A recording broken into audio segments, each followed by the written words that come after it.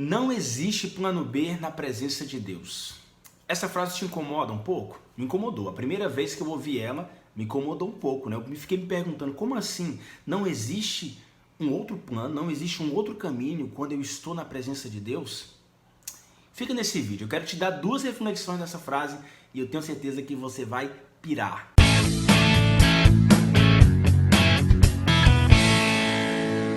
E aí, missionário, paz e bem ao seu coração. Aqui quem vos fala, é claro, Jadson Cantuária.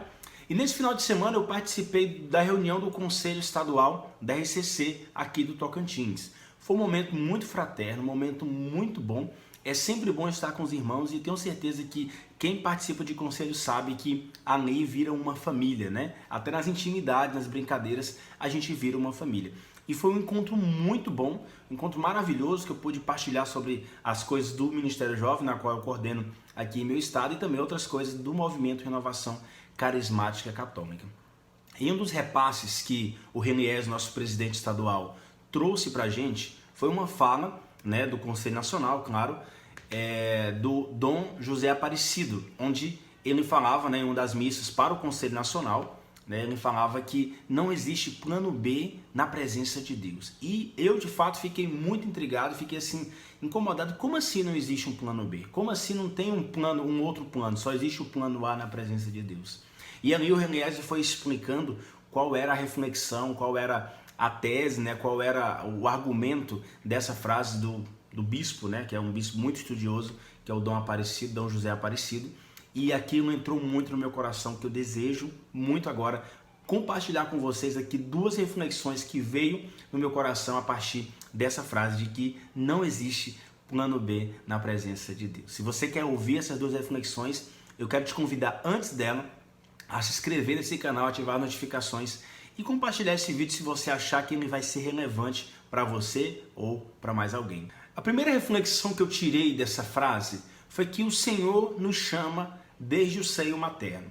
Como assim? Onde que entra? Qual é o nexo dessa frase de que não existe um plano B com o chamado, né? Lá Isaías vai dizer, né? Chamei-te, né, desde o seio materno, né? E aqui é interessante porque se o Senhor nos chama desde o seio materno, isso quer dizer que Ele já sabe qual é o propósito da minha vida desde o princípio.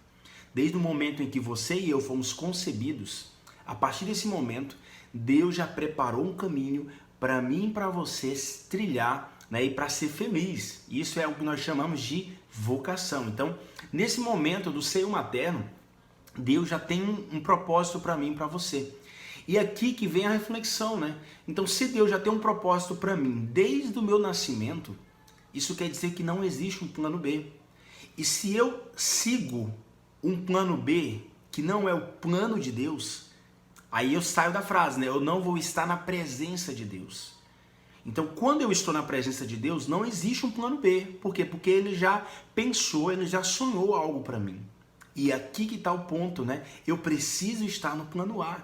Se eu quero estar na presença de Deus, eu não posso desejar um plano B, né? Desejar um plano B aqui é viver coisas do mundo, né? Viver coisas que o mundo oferece. E eu falo assim, não, eu podia sair aqui um pouquinho, depois eu volto, né? E aí eu estou saindo do plano A, que é o plano de Deus, e estou indo para o plano B. Então, quando eu estou na presença de Deus, isso quer dizer que não existe um plano B, né? Porque Deus já me chamou. E aqui um ponto super interessante, né? Quer dizer que eu me coloco sob o senhorio do Senhor. Eu me coloco sob o senhorio dele e falo assim, olha, eu não sei de nada, eu não conduzo nada na minha vida, é tu que me conduz. Foi o Senhor que me chamou, né, como criatura que eu sou, foi o Senhor que me chamou lá no começo e falou, olha, essa alma aqui vai viver esse propósito aqui. Então, se eu entro nessa presença, automaticamente eu estou dentro do plano de Deus, que não existe um outro plano. O plano é um só. Ele me chamou desde o princípio. Se você é um profeta, Deus te chamou desde o princípio, como Isaías. Se você é um músico, se você, né, é um pai de família, Deus te chamou desde o princípio. É o plano A.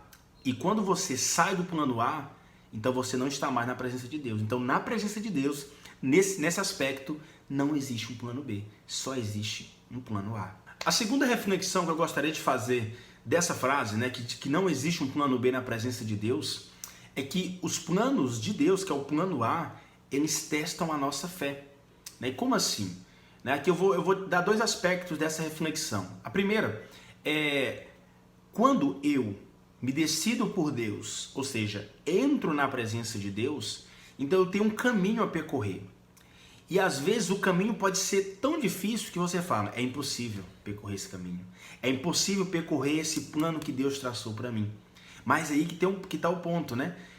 Por você achar que é impossível, você já está desacreditando, você já está saindo do plano A, já está saindo da presença de Deus.